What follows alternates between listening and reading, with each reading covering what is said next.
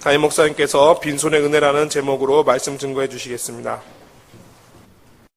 시간 우리 믿음의 고백을 하나님께 드림으로 말씀 앞에 나가도록 하겠습니다. 하나님은 나를 사랑하신다. 하나님은 내 인생의 크고 비밀한 계획 가지고 계신다. 하나님은 오늘도 나와 동행하셔서 그 계획 이루어 주신다. 아멘. 그렇게 될 줄로 믿습니다. 아멘. 성경이 말하는 하나님의 대표 속성은 사랑입니다.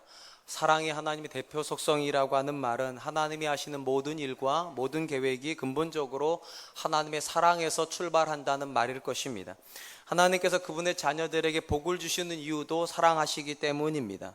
또한 주의 지팡이와 막대기로 그분의 자녀들을 인도해 주시는 목적도 사랑하시기 때문입니다. 심지어 하나님께서 그분의 자녀들에게 고난을 주시는 이유 역시 성경은 사랑하시기 때문이라 그렇게 말을 합니다. 많은 분들이 하나님께서 고난의 문제를 주시는 것을 하나님께서 나를 미워하시기 때문이라고 생각을 하지만 사실은 정반대입니다. 하나님께서 저와 여러분들을 미워하셨다면 우리에게 고난을 주실 것이 아니라 무관심하셨을 것이기 때문입니다.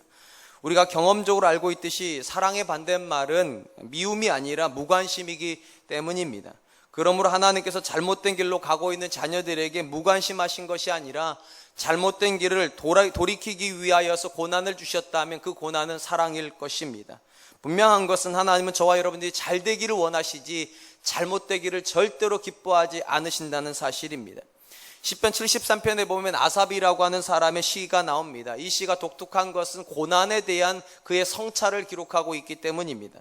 특별히 이 시편에 보면 아삽이라고 하는 사람이 그가 목도하고 있는 악인과 의인의 삶을 보면서 당혹감을 느끼고 있음을 고백을 합니다. 특별히 그가 당혹스러웠던 이유는 악인들이 형통한 사실을 보았기 때문입니다. 성경이 이렇게 기록을 합니다. 시편 73편 4절로 5절 또 12절입니다. 그들은 죽을 때에도 고통이 없고 그 힘이 강건하며 사람들이 당하는 고난이 그들에게는 없고 사람들이 당하는 재앙도 그들에게는 없나니 볼지어다 이들은 악인들이라도 항상 평안하고 재물은 더욱 불어나는도다.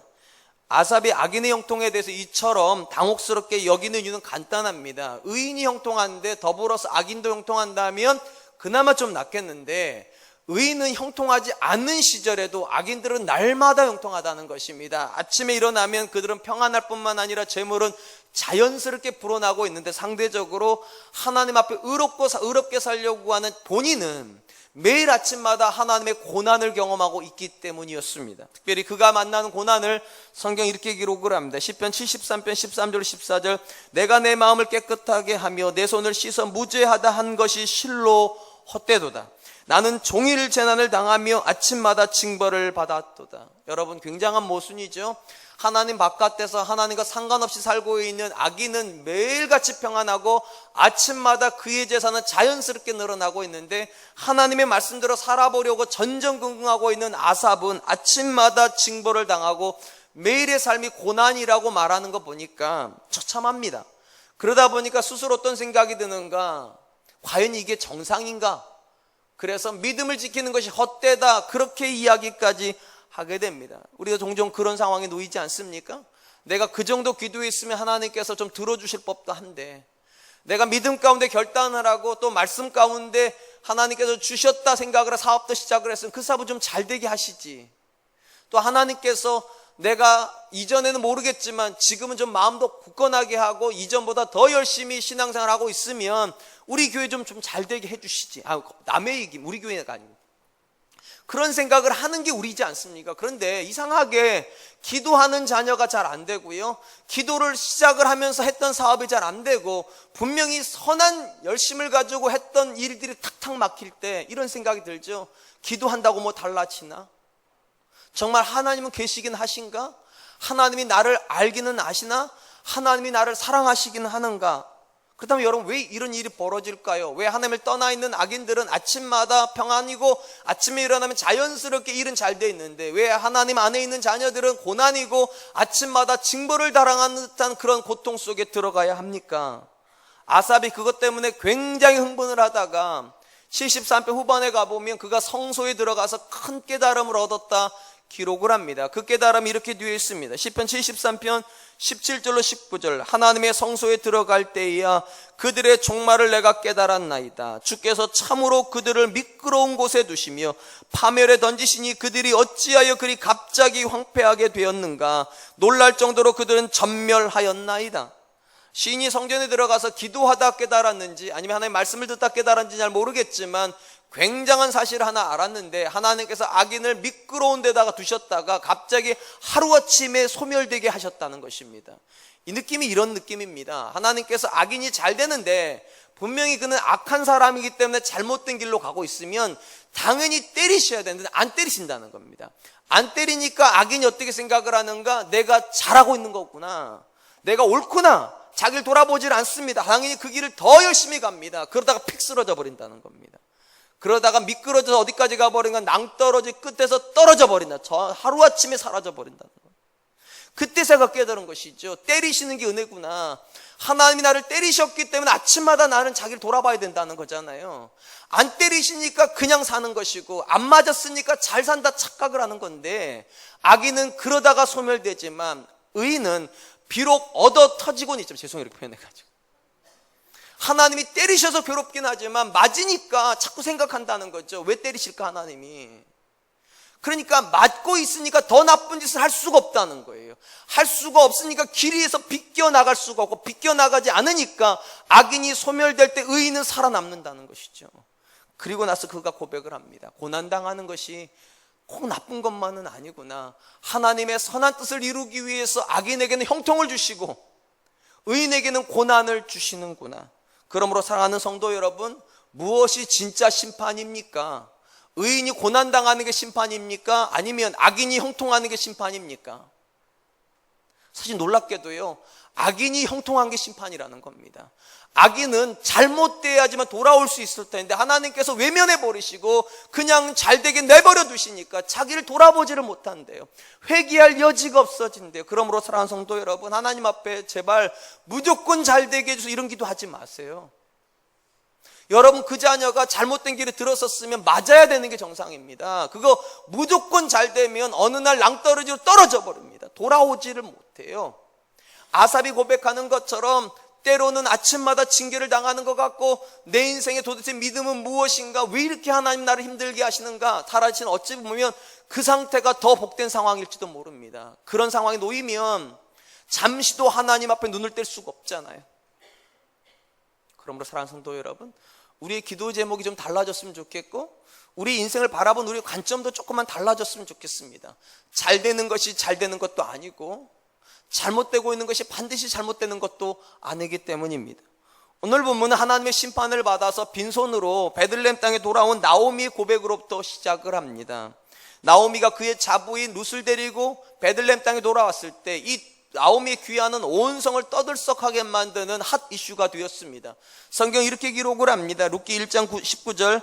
이 두 사람이 베들레헴까지 갔더라. 베들레헴에 이를 때에 온 성읍이 그들로 말미암아 떠들며 이르기를 이가 나오미냐 하는지라. 나오미가 돌아왔을 때 온 성이 떠들었다는 말은 온 성이 흥분했다는 겁니다. 쉽게 말하면 어떻게 이런 일이 일어날 수 있냐는 거예요. 여러분, 나오미가 떠날 때만 해도 나오미 옆에는 세 남자가 있었습니다. 굉장히 든든했겠죠.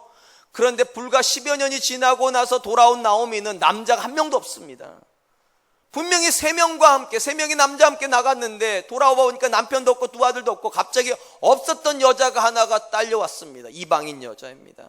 그러니까 그녀들이 그 모습을 바라보고 있었던 베들레헴의 사람들이 다 의구심을 가지는 것이죠. 도대체 무슨 일이 그녀에게 일어난 것인가? 그 표현이 이런 겁니다. 이가 나오미냐? 단순히 말을 하면 나오미가 자기 입술로 내가 나오미라고 말해서 나오미인 줄 알았지, 말 안 했으면 나오미인지 몰랐을 거라는 거예요. 너무 초라하고 너무 불쌍하고 너무 형편이 없어서 돌아왔으니까. 우리 성경도 번역을 잘못한 건 아니지만 느낌이 조금 살지는 않아요. NIV 영어 성경은 이걸 이렇게 표현을 합니다. Can this be Naomi? 이 여자가 정말로 나오미일 수 있는가? Can this be Naomi? 어떻게 이럴 수가 있는가? 우리가 그렇게 부러웠던 여자 아닌가? 결혼 잘했다고, 시집 잘 갔다고, 남편 잘 만났다고, 자식 잘 낳았다고 그렇게 부러워했던 그 대상이 어떻게 이렇게 될 수 있는가? 그러니까 온 성이 흥분하는 거죠. 그러므로 사랑하는 성도 여러분, 시집 잘 갔다고 자랑할 거 못 됩니다. 끝까지 가봐야 하는 거죠. 끝까지 가봐야지. 마지막 지점에 가봐야지. 장가 잘 갔더니 어떻게 알아? 이거 끝까지 가봐야지 하는 거지. Can this be 나오미? 이 여자가 정말로 나오미일 수 있는가? 나오미가 너무 괴롭습니다. 쥐구멍이라도 찾으면 들어가 숨고 싶어요. 수치스럽잖아요. 여러분, 금이 환영을 해도 사람들이 너무 환영을 하면 좀 부끄럽지요. 근데 이건 금이 환영을 하는 것이 아니라 쫄딱 망해서 돌아오는데 사람들이 다 모여 사는 말이 무슨 일이 있었냐고, 도대체 어쩜 이렇게 남편 어떻게 됐냐고, 애들은 어떻게 됐냐고, 왜 너만 왔냐고, 도대체 이 여자는 누구냐고 그렇게 물어보니 나오미 괴로움이 극에 달합니다. 그리고 나오미가 이렇게 얘기를 합니다. 20절에 나오미가 그들에게 이르되 나를 나오미라 부르지 말고 나를 마라라 부르라. 이는 전능자가 나를 심히 괴롭게 하셨습니다. 사람들이 모여가지고 나오미 무슨 일이냐고 그러니까 나오미 이렇게 말하면 더 이상 나를 나오미라고 부르지 말으라고. 왜냐하면 이 나오미라고 한 뜻이 기쁨, 희락 이런 뜻입니다. 그러니까 기쁨, 희락 무슨 일 있었냐고 이러니까 나오미 이렇게 말해. 너 보면 모르겠냐고, 내가 지금 기쁜 상황이냐고, 내가 지금 희락의 상황이냐고. 아니라고, 고통의 상황이라고. 남편 죽었고 두 아들도 죽었는데 더 이상 나를 기쁨이란 뜻을 가지고 있는 나오미로 부르지 말고 고통이라고, 쓴 맛이라고 느껴지는 그런 단어인 마라라고 부르라고. 내 인생은 너무 쓰다고, 전능자가 나를 심히 괴롭게 했다고. 사랑하는 성도 여러분, 우리 대부분이 하나님 믿는 이유가 뭡니까? 쉽게 말하면 이런 거 아닙니까? 잘 되고 있는데 하나님 믿으면 더 잘 되려고, 그냥 쭉 잘 되려고 그렇게 믿으시죠, 그죠? 뭐 여기 아멘 한다고 주고 아무 말도 안 해요. 우리 다 그러잖아요. 잘 됐는데 더 잘 됐으면 좋겠다고 하나님 믿지. 혹시 여러분 잘 되는 게 너무 미안해가지고 좀 잘못되려고 믿으신 분 계세요? 그런 분들은 없어요. 심지어 잘못된 상황에서도 하나님 믿으면 잘 되게, 화가 변해서 복이 되고 이런 걸 기대하죠. 근데 지금 나오미는 복의 상태에서 나갔다가 고난으로 돌아온 거니까 너무 고통스럽죠. 이거 하나님 안 믿어야 될 이유예요, 사실은요. 근데 자기가 하나님께 돌아오는데 너무 창피한 거죠. 복된 소식을 가지고 왔어야 되는데, 내가 그렇게 고난당했는데 하나님 나한테 이렇게 잘해주셔, 내가 이렇게 복받았다 이러고 가야 되는데, 나갈 때는 굉장히 근사하게 나갔는데 돌아올 때 보니까 아무것도 없더라. 고통스럽죠. 그리고 하는 말이 이런 겁니다. 전능자가 나를 심히 괴롭게 했다고. 근데 말이죠, 정말로 하나님이 나오미를 괴롭게 한 겁니까? 제가 볼 때 이 표현은 정확한 표현은 아닙니다. 하나님이 나오미를 괴롭게 한 것이 아니라 나오미와 엘리멜렉이 그의 가정을 괴롭게 만든 겁니다. 무슨 말인가? 하나님이 나오미 가정 보고 모압 땅 가라고 한 적 없어요. 나오미하고 엘리멜렉이 스스로 결정을 해서 모압 땅으로 간 거예요. 자기들의 인생을 자기들이 망쳐놓고서는 하나님한테 하나님 책임이라고 지금 이런 것처럼 느껴져요. 제가 우리 아이들 키우면서 참 답답한 게 이런 거예요. 지가 공부 안 해놓고서는 왜 엄마 탓을 하죠? 왜 아빠 탓을 하죠? 아빠가 좋은 머리를 안 물려줘서 그렇대요. 이거 어떻게 해요, 이걸? 제가 제 머리가 나쁜 머리는 아닌 것 같은데. 또 엄마가 뭐 자기한테 가이드를 잘못해. 제가 볼 때 충분히 했거든요. 근데 인간이라고 하는 본질이 뭐냐? 잘못은 지가 해놓고서 자꾸 됨탱이를 다른 사람 치우는 게예요. 여기 봅니까? 나오미가 그런 것 같아요. 자기가 선택을 했거든요.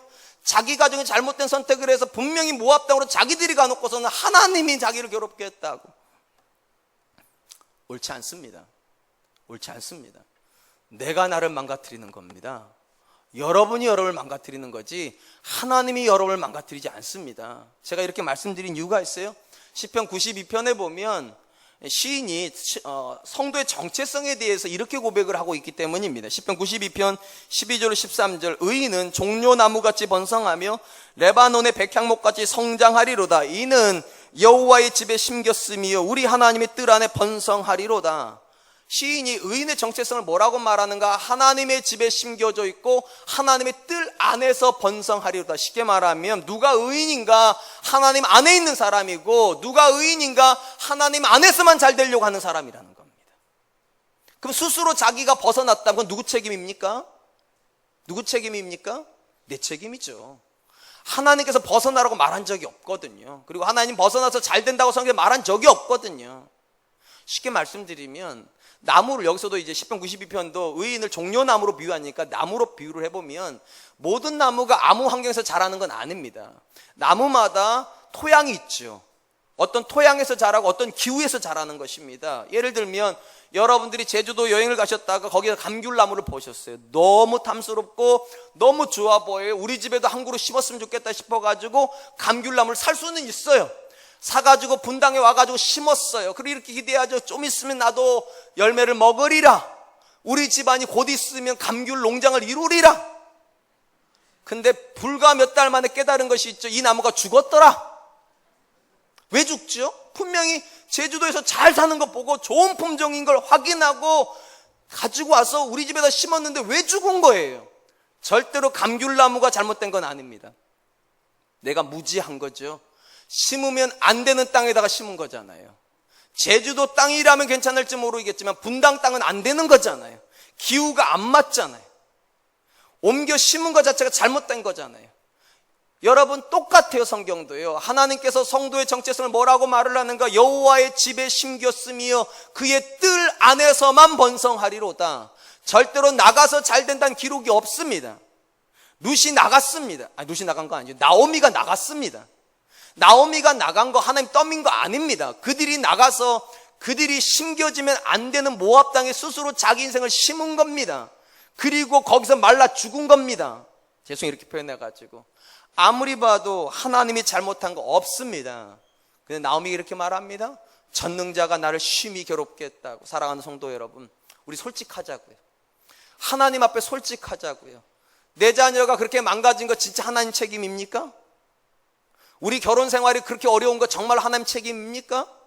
내 인생이 이렇게 불행하다고 느끼는 게 정말로 하나님 책임입니까? 여러분이 정말로 하나님의 집에 있었고 하나님의 뜰 안에서만 있었는데도 하나님이 여러분을 그렇게 괴롭게 하셨습니까? 솔직하자고요.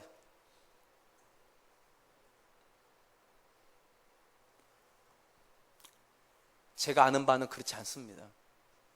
우리 자녀들이 망가지는 대부분의 이유는 하나님 때문이 아니라 부모들 때문입니다. 우리의 부부 생활이 망가지는 대부분의 이유는 하나님 때문이 아니라 나의 아집 때문입니다. 나의 편견 때문이고요. 우리 교회가 어려움 당하는 이유도 절대로 하나님 때문은 아닙니다. 꺾어야 되는 고집이 안 꺾여지기 때문이고 무너져야 되는 내 자아가 안 무너지고 있기 때문이지 절대로 하나님 때문은 아닙니다. 분명한 것은 우리가 수많은 이유로 고난을 당합니다. 우리가 룻기서 첫 본문을 할 때 고난이 우리에게 오는 4가지 이유를 제가 말씀드렸지만 그걸 기억 못하셔도 상관없어요. 근본적인 관점에서 고난은 두 통로로 옵니다. 하나는 하나님이 보내는 고난이 있습니다.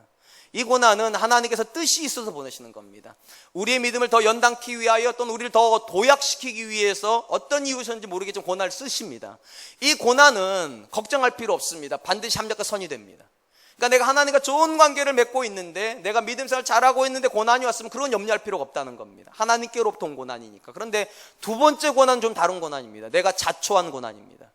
하나님이 가지 말라고 분명히 말씀하셨고 하지 말라고 분명히 경고하신 말씀임에도 불구하고 내가 지나쳐가면 반드시 그건 고난을 불러옵니다. 그리고 그 고난은 하나님 앞에 돌아오지 않는 한 해결되지 않습니다. 나오미가 만난 고난은 두 번째 고난이었습니다. 스스로 자초한 겁니다. 가면 안 되는 땅이었습니다. 가족을 심으면 안 되는 땅이었습니다. 두 아들을 데리고 가서 정착하면 안 되는 땅에 그들이 결정을 하고 데리고 가서 거기서 싹 망가졌습니다. 그런데 나오미가 이렇게 말을 합니다. 전능자가 나를 심히 괴롭게 했다고. 사랑하는 성도 여러분, 여러분 인생에 지금 고난이 오고 있습니까? 고난의 종류가 뭐냐는 중요하지 않아요. 누구는 자녀의 문제고 누구는 건강의 문제고 누구는 관계의 문제일 거고 누구는 경제적인 문제일지만 근본적인 관점에서는 두 가지만 확인하면 됩니다. 첫 번째, 이 고난이 하나님이 보내신 고난이신가? 나는 하나님 앞에서 정말로 믿음 생활 제대로 하고 있는데 하나님이 고난 보내신 것인가? 그것이 맞다면 기다리세요. 하나님이 그분의 때에 반드시 그분의 뜻을 이루어 주실 것입니다. 두 번째, 그런데 그건 아닌 것 같아요. 그럼 두 번째 물으세요. 나는 하나님 앞에 바르게 살고 있는가? 하나님 안에 있는가? 하나님 뜰 안에서만 번성하기를 원하고 있는가? 정말로 그런가? 그리고 두 번째 질문에서 여러분이 딱 걸렸다면 명심하십시오.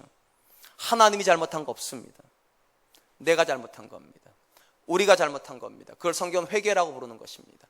하나님, 내가 망가진 거, 내 자녀가 망가진 거, 우리 공동체가 어려운 거 하나님 책임 없습니다. 내가 잘못했습니다. 떠나지 말라고 하셨는데, 하나님 안에만 있으라고 그러셨는데, 나를 떠나서 너희가 아무것도 할 수 없다고 말씀하셨는데 마치 하나님 없어도 내가 무언가를 할 수 있을 것처럼, 하나님보다 세상이 더 중요한 것처럼 내 자녀를 그렇게 가르쳤던 거 용서해 주십시오. 근데 여기서 한 가지만 생각을 해볼게요. 사람이 자유의지가 있기 때문에 성도도 얼마든지 자기 인생을 퍼가지고 세상에 심을 수 있습니다. 여기도 오해가 없어야 됩니다. 제가 지금 계속 말씀드린 세상이라고 하는 것은 공간을 말하는 게 아닙니다. 왜냐하면 세상이라고 하는 공간도 하나님이 창조하신 거예요. 그것도 하나님 거예요. 그럼 그걸 제가 지금 세상이라고 부르는 건 뭐냐? 공간의 문제가 아니라 하나님의 유무의 문제입니다. 쉽게 말하면 어떤 공간도 하나님이 없는 공간은 세상입니다. 심지어 교회도 하나님이 다스리지 못하면 이건 세상입니다. 여러분의 직장을 만약 하나님 다스리고 계시면 그곳은 세상 아닙니다. 그것은 하나님의 나라입니다. 그러니까 여러분들이 얼마든지 신앙생활 하다가 마음속에 잠깐 믿음을 접고 또는 말씀을 접고 마음속에 이대로 하나님의 뜻이 아닌 세상의 뜻을 따라 해도 될 것 같다 싶어가지고 여러분들이 세상에 여러분 심을 수 있어요. 그것까지 부정하진 않아요. 근데 잘 들어보세요. 솔직하게 우리가 정말로 성도가 맞다면, 하나님의 뜰 안에서만 번성해야 되는 성도가 맞다면, 이런 성도가 세상에 자기를 심고도 잘 되기를 기다릴 수 있습니까? 기대할 수 있습니까? 사실은 쉽지 않습니다. 아니요, 사실 불가능해야 됩니다. 왜냐하면 하나님께서 우리에게 뭐라고 말씀하셨습니까? 나를 떠나서 너희가 아무것도 할 수 없다라고 말씀하셨죠. 이런 표현이 왜 이런 표현이 가능한가? 이건 간단합니다. 우리가 그리스도 안으로 들어오면 사람은 싸나워지지 않습니다. 온유해집니다. 그죠? 그리스도 안에 들어와가지고 싸나워지신 분, 자신 있게 하나님 앞에나 하나님과 정말로 교제가 깊어졌더니 싸나워졌어요. 하나님 성격 엄청 나빠져서 그러신 분 계십니까? 아닙니다. 그리스도 안에 들어오면 사람은 온유해지고 죄악을 버리게 됩니다. 당연히 그리스도 안으로 들어오는 사람은 약해지는 겁니다. 약해진 존재가 그리스도 바깥에서 어떻게 세상이랑 이겨요? 그러니까 주님이 말씀하신다고 너 혼자 가서는 못 이긴다고. 그리스도 안에 들어오는 존재는 다 약해지는 존재이니까 자기 고집 버려야 되고 자기 야망도 버려야 되고 자기의 강함도 내려놔야 되는데, 약해질 대로 약해진 존재가 어떻게 그리스도 바깥에서 세상에서 이길 수 있냐고요. 못 이깁니다. 가장 결정적으로 우리는 그들처럼 사악해질 수가 없습니다. 세상이 어느 정도로 사악합니까? 내 성공을 위해서라면 사람을 죽일 수 있어야 됩니다. 여러분 그럴 수 있습니까? 여러분 자녀가 세상 바깥에서 성공하기를 꿈꾸시면서 여러분 자녀가 다른 사람 죽일 수 있다 생각하십니까? 생각 못 하시잖아요. 근데 그런 자녀를 교회가 아니라 세상에다가 밀어넣고 성공하라고 그러면 그 자녀 어떻게 성공합니까? 못 합니다.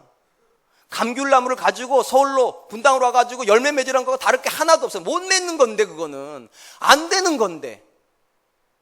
가장 대표적인 얘기를 하나 해드릴게요. 2015년 12월 30일 날 JTBC 뉴스룸에서 흥사단 투명사회운동본부가 한국 사회 4,800명의 자녀들에게 설문조사를 했습니다. 4,800명에게 뭐라고 질문을 했는가? 10억이 생긴다면 1년 정도 감옥에 가도 괜찮은가? 여러분, 제가 곰곰이 생각해보면서 이 질문의 의도가 뭔가를요.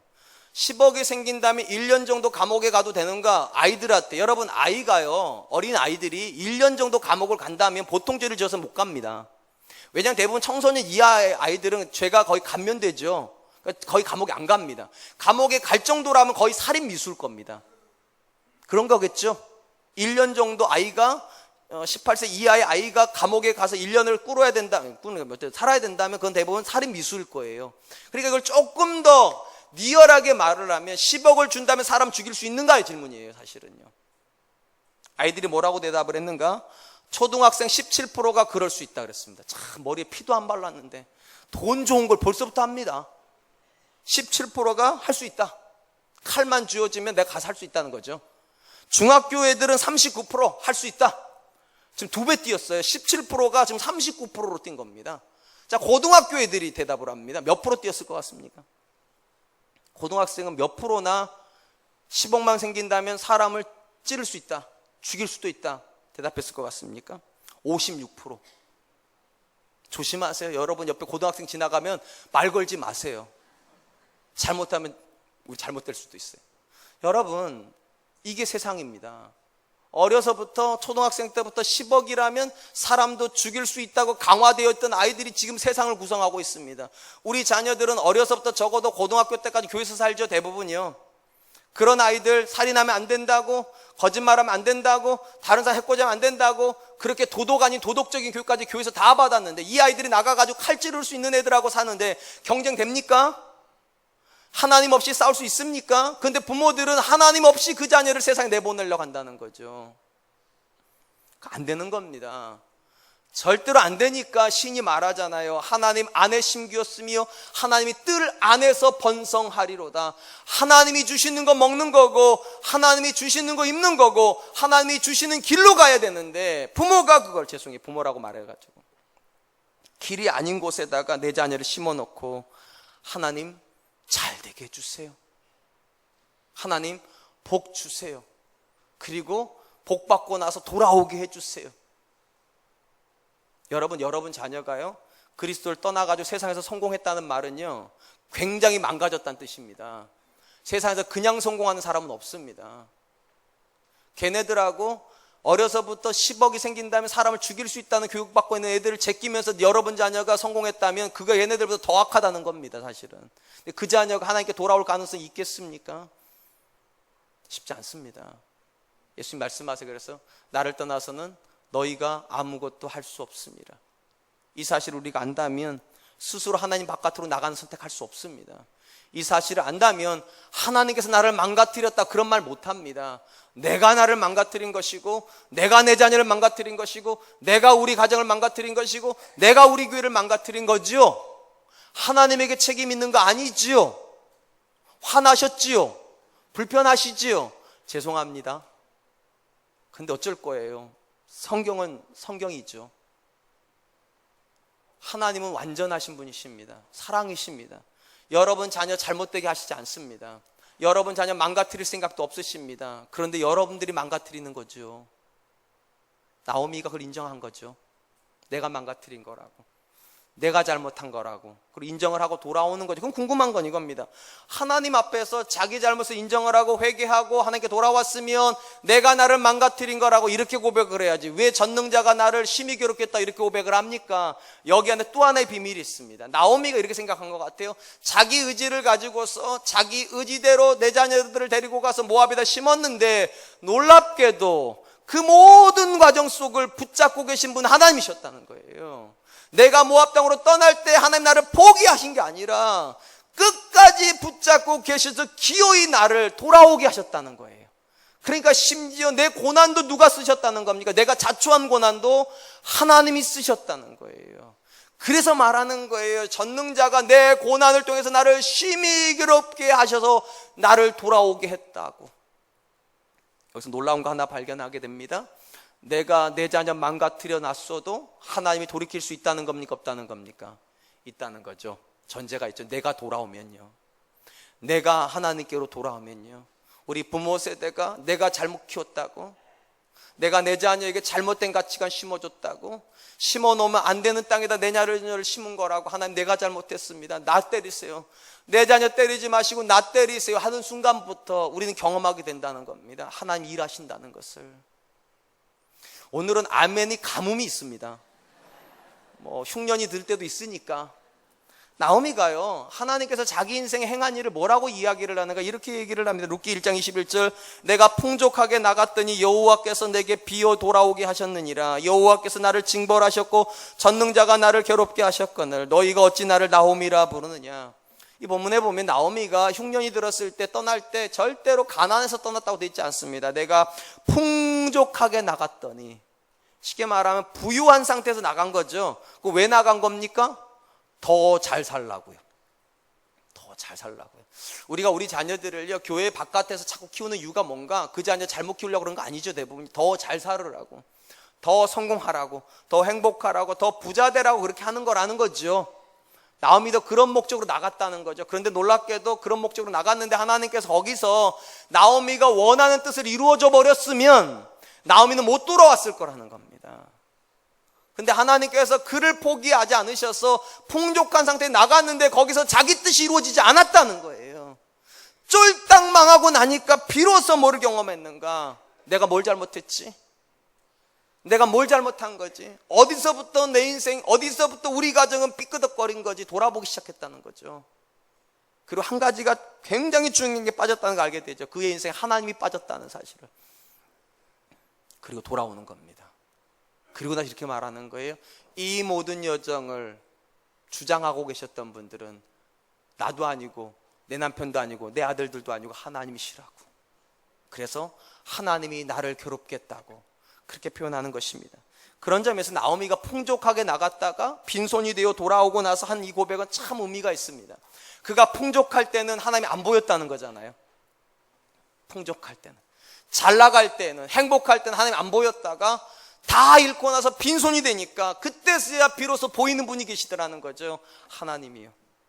그런 점에서 사랑하는 성도 여러분, 여러분의 자녀가 지금 너무 잘 되고 있는 것을 행복하게 생각하지 마세요. 제가 아는 상당히 많은 자녀들이요, 부모님들이 이것 때문에 고통스러워합니다. 목사님, 내 자녀들 좋은 대학교 나왔습니다. 좋은 직장 다닙니다. 결혼도 잘했습니다. 부족한 게 하나도 없습니다. 근데 하나님 안 믿습니다. 여러분, 이게 뭡니까 도대체? 그리고 이런 자녀는 돌아올 가능성이 정말로 희박합니다. 왠지 아세요? 하나님 없어도 잘 되잖아요 지금요. 근데 그 자녀가 돌아올 이유가 뭡니까? 근데 진짜로 불행한 애들 또 있어요. 실력도 진짜 없어요. 나온 대학도 형편이 없어요. 죄송해요 이렇게 말해요. 저도 그러니까 뭐. 그리고 아무리 봐도 가망성도 없어요. 그런데 하나님도 안 믿어요. 어쩔 거야 이걸 도대체. 이걸 어쩌라는 거예요 뭐. 여러분 자녀 그렇게 키웠다면 저 한번 스스로 물어보세요. 저 어쩔 거냐고 도대체요. 뭐 하나님이라도 믿어야지 뭐를 할 거 아니에요. 기대를 언제. 이거 하나님도 안 믿어. 실력도 없어. 가진 것도 없어. 근데 제가 소망의 메시지를 하나 드릴게요. 근데 사실은 이 두 번째 자녀가 여러분들한테는 더 귀한 자녀가 될 겁니다. 왜냐? 걔네들도 알아요. 자기가 얼마나 실력이 없는지, 자기가 얼마나 못났는지. 그래서 어느 날 돌아볼 생각을 합니다. 어떻게 살아야 될지, 어떻게 해야지 이 절망에서 벗어날 수 있을지. 자기 절망이 사실은 그래서 신앙의 출발점이 됩니다. 여러분 자녀가 지금 하나님 없는데도 너무 잘 되면 지금이야말로 정말로 울어야 됩니다. 그 자녀는 돌아오기가 정말로 어렵기 때문입니다. 혹시 여러분의 자녀가 신앙이 없는데 굉장히 꼬꾸라지고 있습니까? 지금이야말로 감사하십시오. 그 꼬꾸라지면서 하나님 만날 수 있으니까요. 그러니까 자녀가 잘 나가도 기도해야 되겠죠. 잘 나간 분 없어요? 그러니까 자녀가 잘 나가도 기도해야 되겠죠. 자녀가 못 나가고 있어도 기도해야 되겠죠. 그래서 성경이 말하자면 쉬지 말고 기도하라고. 어느 순간은 기도를 포기해도 되는 순간은 없다는 거죠. 잘 나가서 망가지기 때문에요. 나오미가 경험하는 건 그것입니다. 하나님께서 쫄딱 망하게 했는데 거기 안에 은혜가 있다는 거예요. 그래서 오늘 저희가 설교 제목을 빈손 은혜라고 쳤잖아요. 풍요할 때는 안 보이던 하나님이 빈손이 되고 나니까 보이던 하나님이더라. 여러분, 성경은 참 놀라운 것은 부요를 복이라고 말하지 않고 가난한 것이 복이라고 말을 하죠. 근데 이 말도 오해가 없어야 됩니다. 부자는 복이 없다는 말인가? 그럼 가난한 사람은 무조건 복이 있다는 말인가? 그건 아닙니다. 왜냐하면 성경에 보면 믿음의 사람은 대부분 다 부자입니다. 아브라함 318명의 종이 있어요. 저는 한 명도 없습니다. 집에서 제가 제 아내를 종부리다 하다 맞아 죽을 뻔했어요. 또 이걸 사실을 생각하면 안 됩니다. 제 아내 굉장히 여성스러운 여자예요. 제가 이런 표현하고 올라가면 꼭 화를 내내 아내가. 내가 언제 당신 때리려고 그랬냐고. 말이 그렇다는 거, 말이. 저는 한 명도 없는 종을 아브라함은 318명이나 가지고 있습니다. 다윗 왕입니다. 절대군주예요. 솔로몬 절대군주입니다. 너무 돈이 많아가지고 은금을 세지도 않았다. 은은 세지도 않을 정도로 부자입니다. 요셉 엄청 성공한 사람입니다. 다니엘 엄청 성공한 사람입니다. 그러니까 쉽게 말을 하면 부유함 자체가 복이 없다면 이들은 다 복 없는 사람이어야 되지만 우린 다 알잖아요. 아브라함 복이 받은 사람이잖아요. 이삭도 복 받은 사람이고 다윗도 복 받은 사람이고 다 복 받은 사람이. 그러니까 복 자체가 또는 부유함 자체가 복이 아닌 건 아닙니다. 그럼에도 불구하고 왜 가난이 복이라고 말을 하는 가 일반 원리이기 때문에. 일반 원리가 뭐냐? 사람은 등 따시고 배불러지면 기도가 안 됩니다. 등 따시고 배불러지면 뭐 합니까? 노세 젊어서 이런 생각하는 거죠. 어디 여행 한번 가볼까? 돈 좀 생기면 골프장 끊을 생각부터 하고 놀 생각부터 하고. 등 따시고 배불러졌는데 기도가 되는 사람 하늘에서 난 사람입니다. 진짜로. 언제 기도가 되는가? 배를 골아봐야죠. 자녀가 매일같이 엄마한테 와가지고 돈 달라고 그래 봐야죠. 엄마가 내 인생 다 망가뜨렸다고 그렇게 막 엄마를 괴롭혀 봐야죠. 그때쯤 돼야 인생의 괴로움을 아는 것이고 내가 답을 줄 수가 없는 그 상황에 놓일 때 하나님이 답을 주셔야 된다고. 그때 기도가 시작이 돼요. 그래서 성경은 부유함보다 가난을 복이 있다고 말하는 겁니다. 여기 또 오해가 없으셔야 돼요. 가난하다고 다 기도합니까? 솔직하게. 그렇게 따지면 우리 교회는 가난한 사람이 없나 봐요. 가난하다고 다 기도하는 거 아닙니다. 가난 속에서요, 절망하는 사람 훨씬 많습니다. 하나님은 아무것도 못 하시는 것처럼. 그러니까 가난 그 자체도 복도 아니고 부유함 그 자체로 저주도 아닙니다. 그런데 부유함이 저주가 될 수도 있어요. 가난이 복이 될 수도 있고요. 전제는 딱 하나입니다. 부요해서 하나님이 가까워지고 있다면 부유함은 복입니다. 그런데 부요해서 하나님부터 점점 멀어지고 있다면 부유함은 저주입니다.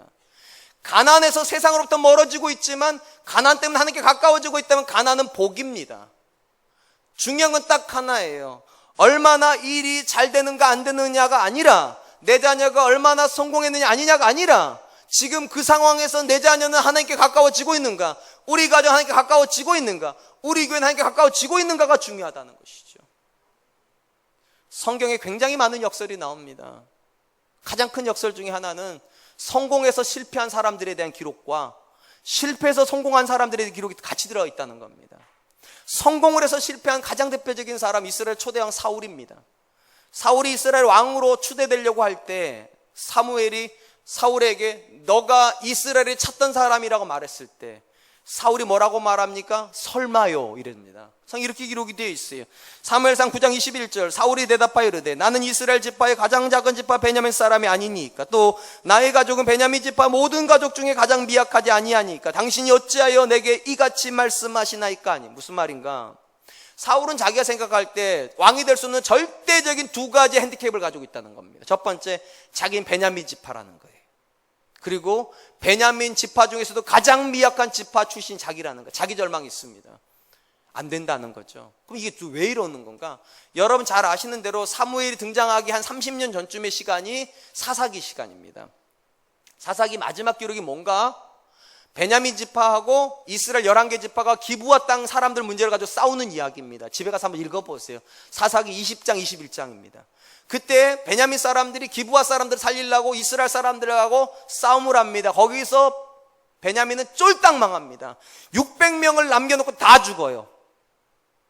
여러분 600명 남았다는 게 중요한 게 아니라 베냐민의 역사가 어떤 역사입니까? 이스라엘의 역사를 배반한 역사라는 겁니다.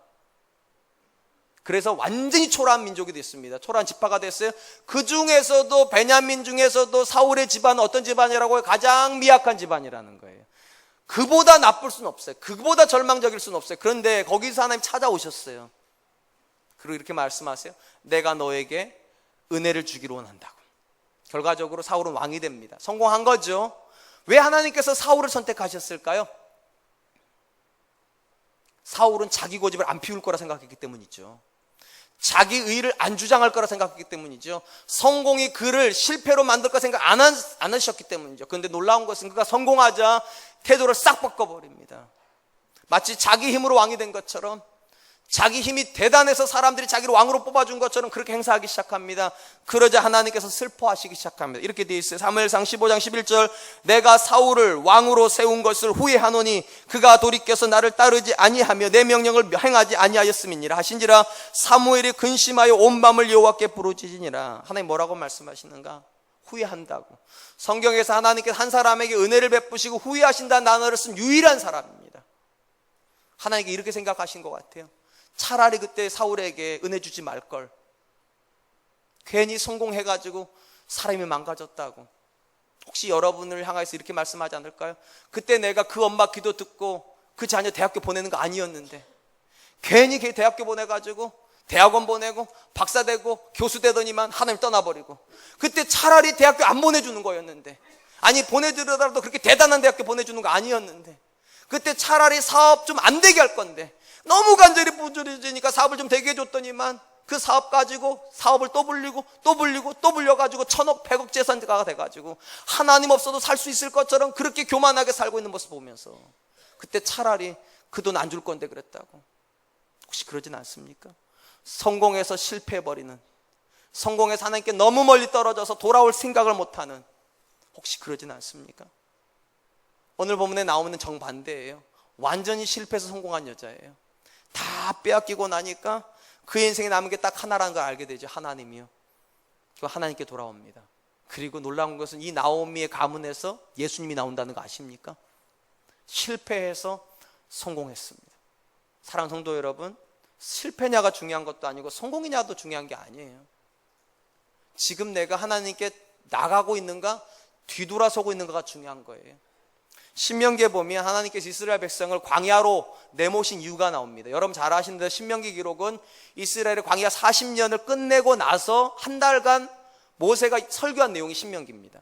이 신명기에 보면 광야가 허락될 수밖에 없었던 이유가 이렇게 나옵니다.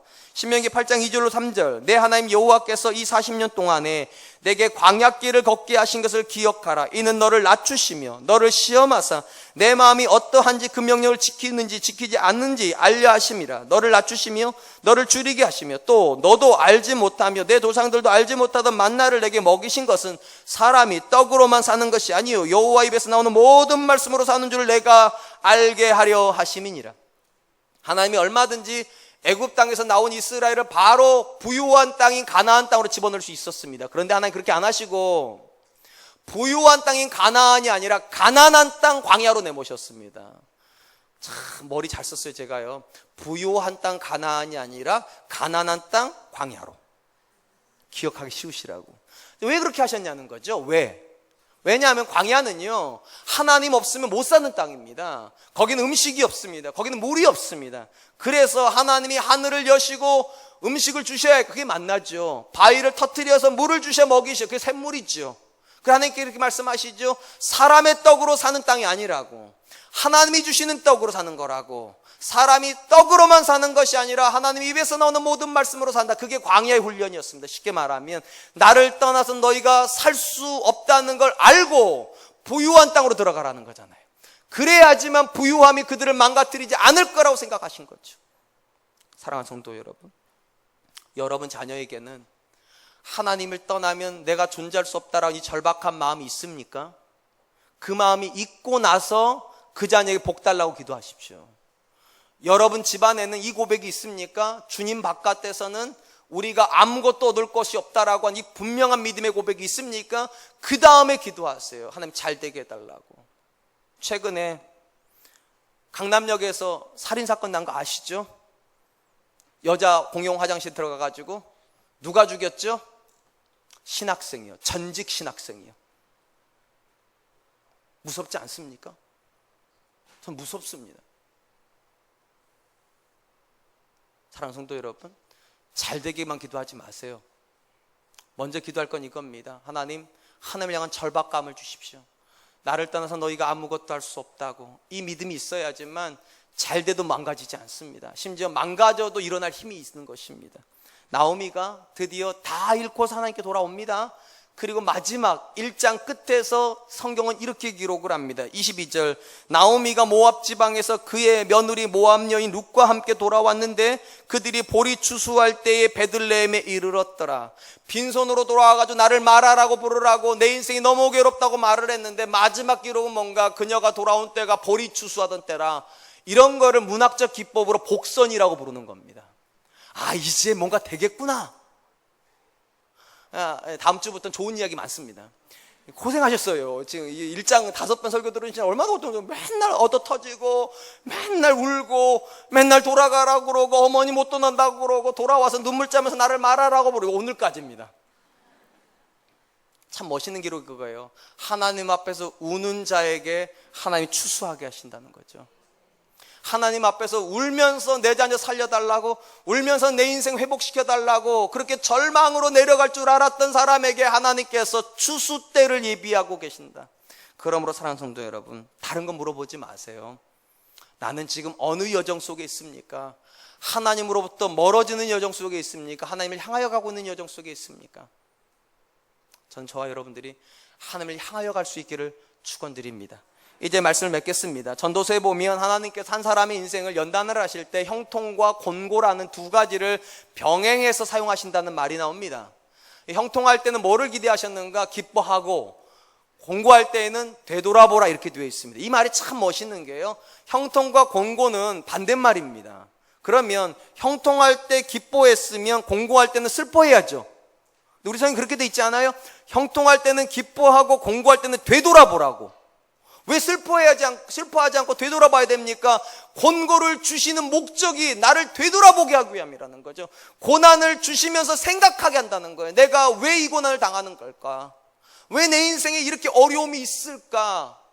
하나님이 나를 미워해서 고난 주시는 게 아닙니다. 내 생각을 한번 되돌아보라고, 내 삶을 한 번만 돌아보라고, 지금 내가 하나님을 향하여 가고 있는지, 하나님 바깥으로 나가고 있는지.